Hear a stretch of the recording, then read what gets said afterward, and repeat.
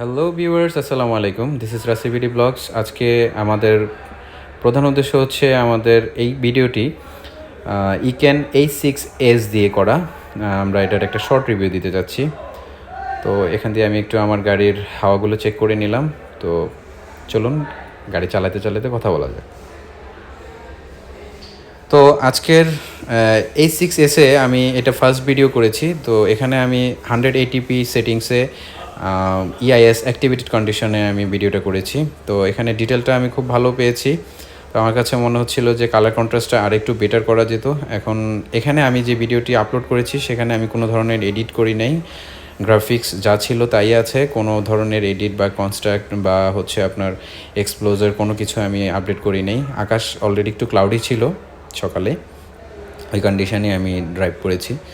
তো এটা আমাদের একটা ব্যস্ততম রোড ছিল, যেখানে বর্তমানে একটু ফাঁকাই আছে, যার জন্য আমি একটু হাই স্পিডে রাইড করেছি। পাশাপাশি আমার গাড়িটার যেহেতু আমি হাওয়া দিয়েছি তাই একটু চেক করার জন্য। তো এই ক্যামেরাটার কিছু ভালো দিক মন্দ দিক আমি সব কিছুই আপনাদের সাথে শেয়ার করব। জাস্ট এই ভিডিওটা আমার দেখতে থাকুন এবং হচ্ছে পরবর্তী ভিডিওর জন্য একটু অপেক্ষা করতে হবে, যার জন্য আপনাদেরকে সাবস্ক্রাইব বাটনটা প্রেস করতে হবে এবং টোটাল ডিটেলটা আমি আগামী 3 থেকে 4 দিন পরে আমি আপনাদেরকে দিব। বিকজ অফ আমি এটাতে ইউজ টু না, আমি জাস্ট নিউ নিয়েছি এটা। তো আপনাদেরকে ইনশাল্লাহ বাকি ডিটেলটা বলা হবে। আমি এখানে মাঝে মধ্যে একটা জিনিস খেয়াল করেছি, সেটা হচ্ছে EIS অ্যাক্টিভেটেড অবস্থায় মনে হচ্ছিল আমার কাছে যে ফ্রেম ড্রপ হয়। আই ডোন্ট নো, বাট আমাকে আরও 2-4 দিন এটা ইউজ করতে হবে, তারপরে আমি বলতে পারবো।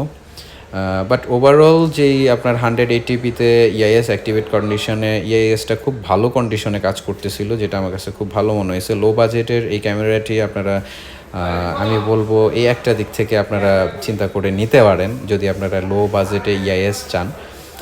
আর এর চাইতে আরও বেটার কিছু ক্যামেরা মার্কেটে চলে আসছে, মোটামুটি 2-3 হাজার টাকা প্রাইস এদিক সেদিক হবে। তো আমি সেই নিয়েও কথা বলবো এবং বিস্তারিত কথা বলবো। তো টিল দেন আমাদের পাশেই থাকবেন and press the bell icon. আসসালামু আলাইকুম, গুড বাই।